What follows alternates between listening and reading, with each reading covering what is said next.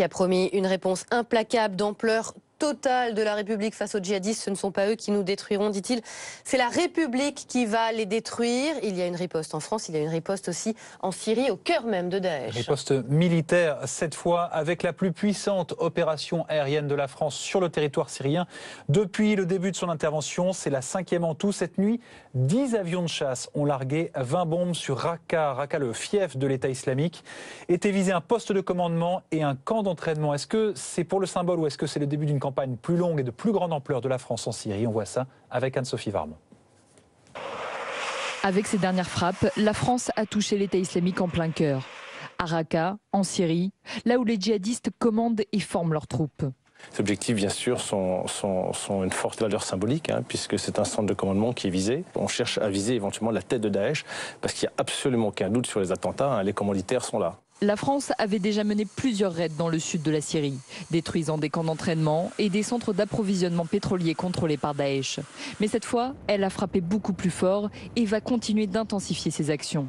Notamment en envoyant son porte-avions Charles de Gaulle dans le golfe Persique, un déploiement qui va permettre de tripler la force d'action française. Mais pour les spécialistes, l'offensive aérienne ne sera pas suffisante pour gagner contre les djihadistes. Les frappes aériennes n'apporteront pas la victoire sur le terrain. Toutes les expériences dans le passé l'ont montré. Bon, il y a un cas qui est un petit peu à part, c'est la Libye. Mais en Libye, il y avait des forces au sol. C'était des forces locales. Selon vous, est-ce qu'on peut porter un coup sévère dans les prochaines semaines, les prochains mois, à Daesh? Si on n'utilise que les bombes, non. Français et Américains coopèrent activement sur les cibles à viser. Une entraide qui va se poursuivre dans l'avenir via une intensification du partage de renseignements.